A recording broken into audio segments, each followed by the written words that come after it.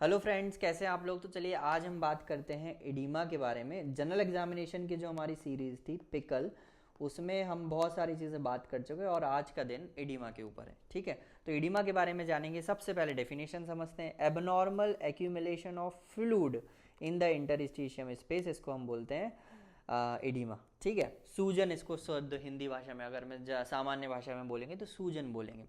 तो सबसे पहले साइट्स, किस तरह की साइट्स ऑफ एग्जामिनेशन क्या होगी। अगर मोबाइल पेशेंट से चलता फिरता पेशेंट है तो हम लेग्स के 2 to 3 centimetre above the medial malleolus, जैसे हमारा ये पेशेंट है, ये उसका वो है, तो ये जो मीडियल मेलुलस है इसके 2 to 3 सेंटीमीटर ऊपर आपको यहाँ पे प्रेस करके आप देखोगे। 2 to 3 सेंटीमीटर ऊपर आप प्रेस करके देखोगे मीडियल, अबव द मीडियल मेलुलस, ये मीडियल मेलुलस है। ठीक है, और बेड रिडन या सुपाइन पेशेंट है तो सैक्रम पे हमें देखना है, बैक ओवर द स्कैपुला पे देखेंगे ना, पीछे ओवर द स्कैपुला के ऊपर हम देखेंगे स्वेलिंग को।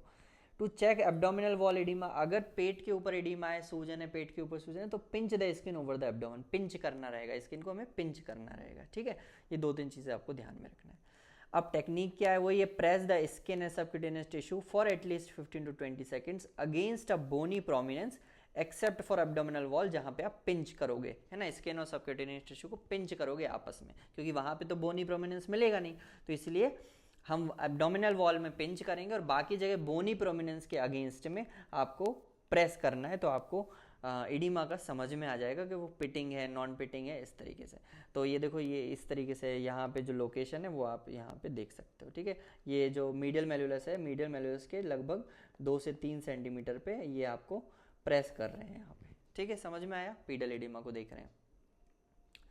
Grading of pitting oedema, grading जब आपने इतना बता दिया तो वो पेशेंट जो वाइवा लेने वाले सर हैं वो आपसे ग्रेडिंग भी पूछ सकते हैं। तो ग्रेडिंग सिंपल है, 1 2 3 4, 2 4 6 8, ये डेप्थ है, कितने आपने प्रेस करा तो कितने की गड्ढा हुआ, पिट बना। तो अगर 8 का पिट बना है मतलब बहुत ज़्यादा एडिमा है। समझ में आ रहा है, जनरली बात है कि 8 का मतलब 1 सेंटीमीटर के लगभग अगर गड्ढा बन गया मतलब बहुत ज़्यादा सूजन है। और इसमें फिर आप देखो कि 2 मिलीमीटर, और जितना ज़्यादा गहरा पिट होगा उतना ज़्यादा टाइम उसे रिबाउंड होने में लगेगा। तो यहाँ पे बिल्कुल इमीडिएट होता है, यहाँ पे कुछ फ्यू सेकंड्स लगते हैं उसको, यहाँ पे 10 से 12 सेकंड लगते हैं, यहाँ पे ग्रेटर देन 20 सेकंड लगते हैं। तो ये ग्रेडिंग हो जाती है कि अगर 2 का पिट है, मतलब बहुत कम सुपरफिशियल एडिमा है, और मतलब एक इमीडिएट तुरंत ही वो रिबाउंड हो गया है, तो मतलब ग्रेड 1 है। 4 का पिट बन रहा है तो ग्रेड 2 है। 6 का पिट बन रहा है तो 3 है। 8 का पिट बन रहा है तो 4 है। तो आप डेप्थ से पता लगा सकते हो कि कौन सा ग्रेड है। ठीक है, ये आपको ये देखो, इस तरह का डायग्राम में पिटिंग एडिमा दिख रही है। फिर ये ग्रेड 1 है, यहाँ पे ग्रेड 2 है, ग्रेड 3 है, ग्रेड 4 है। इसको 2 4 6 8 से आपको याद करना है सिंपल भाषा में। ठीक है, अब हम आते हैं पिटिंग में। दो तरीके की, मतलब एडिमा अगर मैं बात करूं तो एडिमा दो तरह की होती है। एडिमा दो तरीके से आप क्लासिफाई कर सकते हो, एक होता है पिटिंग एडिमा और एक होता है नॉन पिटिंग एडिमा। तो दोनों के बारे में हम बात करेंगे, है ना। पिटिंग सामान्य भाषा में क्या होगा, पिटिंग एडिमा का मतलब है इस तरीके से जो गड्ढा बन जाता है उसको हम पिटिंग एडिमा बोलते हैं। और नॉन पिटिंग एडिमा में क्या होता है, आपने टच करा और कुछ भी वापस से वो रिबाउंड हो जाएगा, कोई गड्ढा ऐसा, इस तरह का गड्ढा, इस तरह का पिट जो है वो बनता नहीं है। ठीक है, अब पिटिंग एडिमा के अंदर दो चीज़ें हमें देखनी है, एक रैपिड रिकवरी होती है, एक स्लो रिकवरी होती है।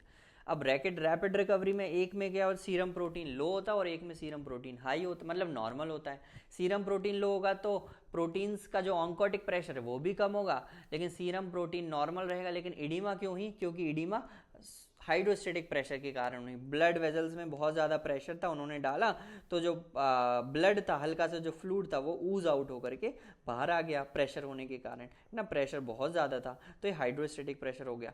और ये क्या होता है, अगर प्रोटीन्स कम हो गए तो प्रोटीन ऑन्कोटिक प्रेशर डालते हैं। भाई प्रोटीन ऑन्कोटिक प्रेशर का मतलब ये होता है कि किस तरीके से वो अपने आसपास फ्लूइड को बांधे रखते हैं। लेकिन अगर प्रोटीन का पार्टिकल्स कम हो गए तो ऑन्कोटिक प्रेशर कम हो जाएगा और फ्लूइड जो है वो ऊज आउट कर जाएगा बाहर की तरफ। दोनों ही केसेस में हम, एक में हमें रैपिड रिकवरी मिलती है और एक में हमें स्लो रिकवरी मिलती है। तो आपको याद करना है आर से, R rapid recovery, R for rapid recovery, R for reduced oncotic pressure,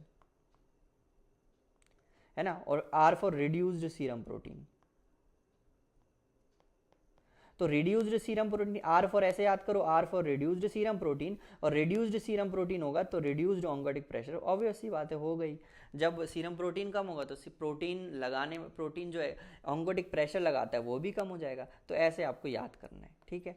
अब इनके एग्जाम्पल, सीरम प्रोटीन कब लॉस हो जाएगा, सीरम प्रोटीन कब लेस हो जाएगा, तो उसमें प्रोटीन लॉस बढ़ जाता है। तो आपको देखो बर्न्स में आपको मिलेगा कि प्रोटीन जो है वो चला जाएगा।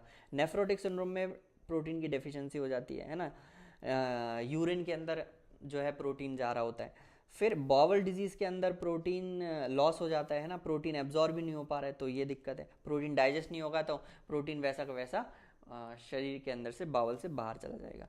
फिर डिक्रीज इंटेक और सिंथेसिस, डिक्रीज्ड इंटेक हो गई, कोई लिवर डिजीज जिसके कारण प्रोटीन बन नहीं पा रहा है, और कुछ ऐसी बीमारियां होंगी जिससे कि आप प्रोटीन ले ही नहीं पा रहे हो, इंटेक ही नहीं हो पा रहे, जैसे माल न्यूट्रिशन, क्वाशोरकर है, माल एब्जॉर्प्शन है, लिवर डिजीज।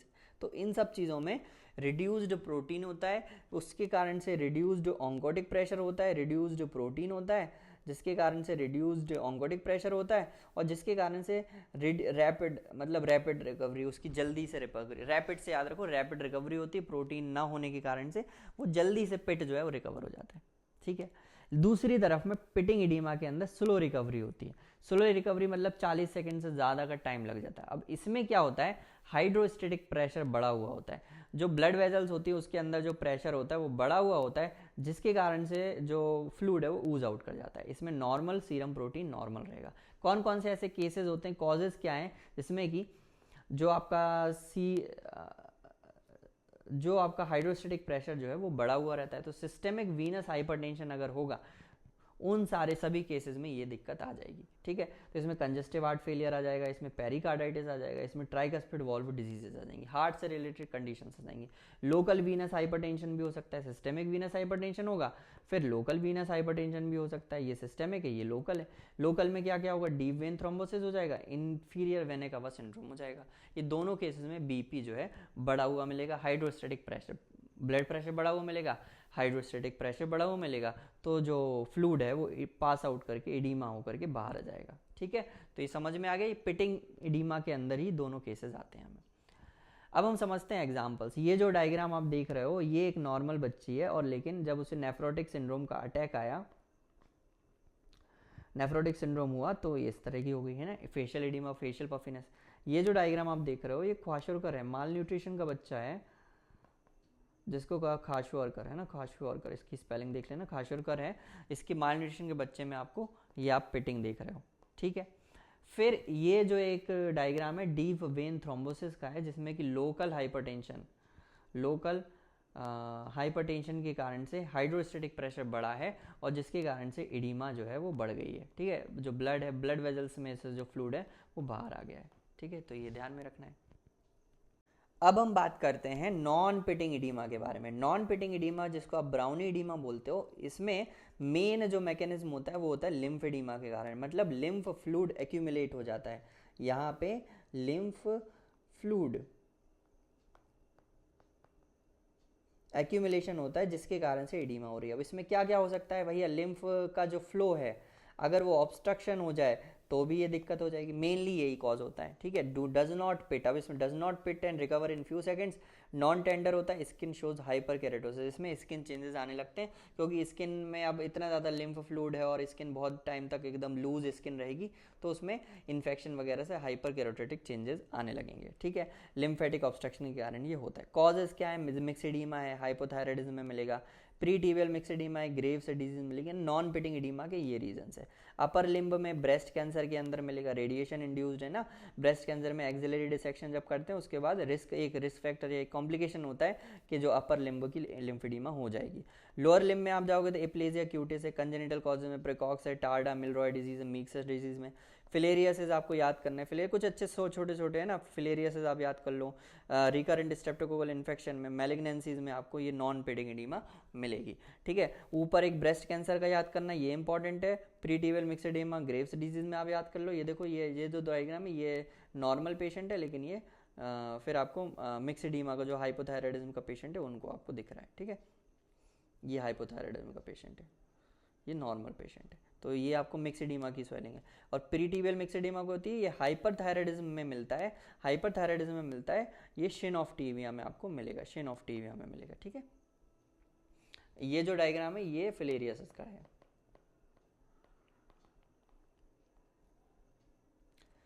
अब ये इस डायग्राम में आपको ये देखो, ये ब्रेस्ट सर्जरी के बाद का है, इसमें कॉम्प्लिकेशन हो गया लिम्फेडिमा। ठीक है, फ्लो कुछ ना कुछ गड़बड़ होता है लिम्फ का, जिसके कारण से ये पूरा जो है एक्यूमुलेट हो जाता है लिम्फ फ्लूइड। फिर ये है ग्रेव्स डिजीज में प्रीटिबियल मिक्स एडिमा।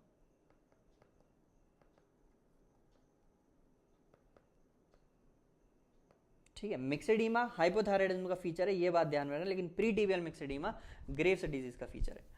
उसके बाद फिर ये भी एक फिलेरियसिस का केस है, जिसमें कि ऊपर की जो लेयर है वो इन्फेक्टेड हो चुकी है। ठीक है, एक्यूमुलेशन इन्फेक्शन हो जाता है, हाइपरकेरेटोसिस चेंजेस शो कर रही है। आगे बढ़े, फिर सब इंपॉर्टेंट अदर कॉजेज जो हैं एडिमा के वो हम पढ़ते हैं। फेशियल एडिमा काय में हो सकता है, हाइपोथायराइडिज्म में हमें मिलता है ना मिक्स एडिमा कोमा के अंदर।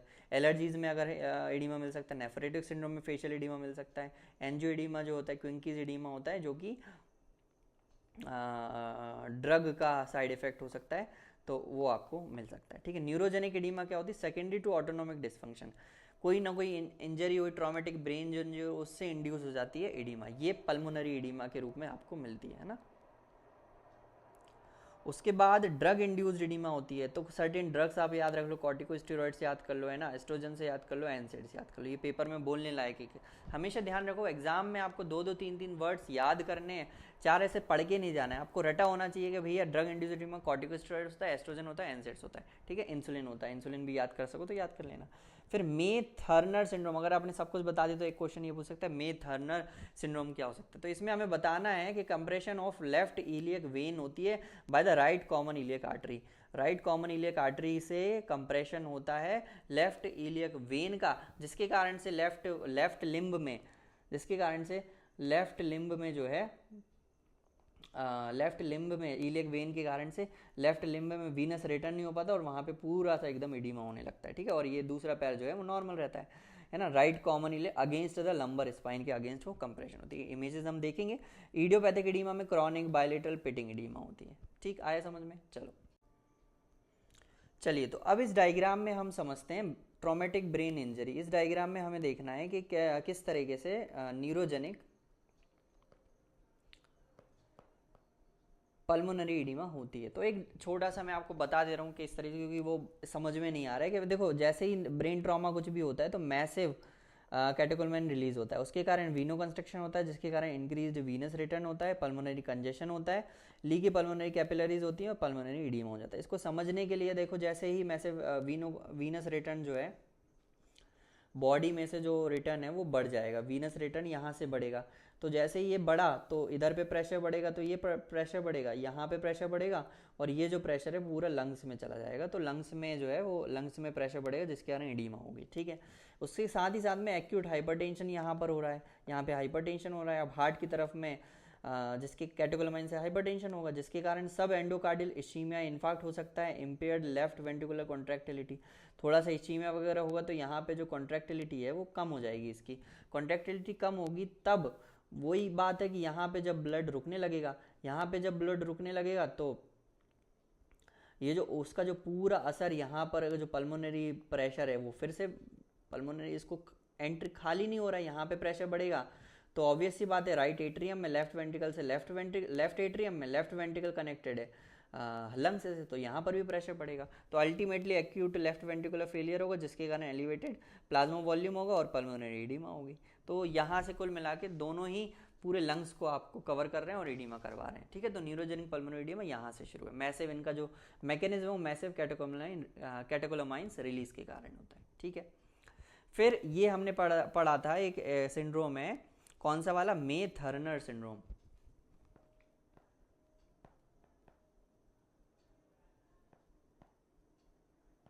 तो इसको भी एक अच्छे तरीके से मैं आपको समझा देता हूँ। तो हमारा इसमें क्या हो रहा था, लेफ्ट कॉमन इलियक वेन थी वो पिंच हो रही थी, ब्लॉक हो जा रही थी राइट कॉमन इलियक आर्टरी से। ठीक है, तो ये जो हमारी राइट कॉमन इलियक आर्टरी होती है, राइट कॉमन इलियक आर्टरी है, ये आपको जो वेन थी उसको पिंच कर रही थी, मतलब आप देखो यहाँ पे एकदम से, बिल्कुल एकदम से उसको, उसका जो रिटर्न है वो रोक दिया है। जब रिटर्न रुक जाएगा तो भाई यहाँ पे जो है पल्मोनरी इडीमा हो जाएगी, इडीमा पूरा एकदम से बढ़ जाएगी, रिटर्न ही नहीं हो पाएगा, वीनस रिटर्न ही नहीं हो पाएगा, जिसके कारण से ये परेशानी आएगी, है ना। अब इसमें क्या करते हैं, इसमें हम आपको स्टेंट प्लेस कर देते हैं, जिसके कारण से उसकी जो पिंचिंग होती है, वो जो दब रही होती है वो नहीं होती है, सिंपल सा रीज़न है इसका, ठीक है। तो ये सिंड्रोम होता है। और इस वाले डायग्राम में आप देखो, इसमें एंजियोइडीमा दिख रही है, ये किसी ना किसी ड्रग्स को लिया होगा या कुछ ना कुछ इसको हाइपर सेंसिटिव रिएक्शन होगा, ड्रग्स कुछ दवाई खाई होगी, उसके कारण से ये हुआ होगा। इसमें एनसेट्स भी एक रीज़न होता है, एनसेट्स भी करवा सकता है ये चीज़, एंजियोडीमा या फिर एंजियोडीमा और क्या करवाता है, कैप्टोप्रिल्स जो होती हैं, है ना, कैप्टोप्रिल्स जो होती हैं एस इनहिबिटर्स होती हैं, वो भी एंजियोडीमा करवाती हैं, ठीक है। चल बस इतना ही है, ये हमने कुछ एक्स्ट्रा पॉइंट्स भी पढ़ी है, और इसमें एडिमा के बारे में ग्रेडिंग पढ़ा, एडिमा कैसे एलिसिट करते हैं ये देखा, और इसके नॉन पिटिंग और पिटिंग में डिफरेंसेस भी देखे, ठीक है। चलिए कुछ और लगे तो आप बिल्कुल बताइए, कमेंट सेक्शन में कमेंट करिए। बाकी इसकी पीडीएफ आपको डिस्क्रिप्शन में लिंक दी गई है, वहाँ से आप डाउनलोड कर लेना और अपनी पढ़ाई करिएगा। Thank you very much.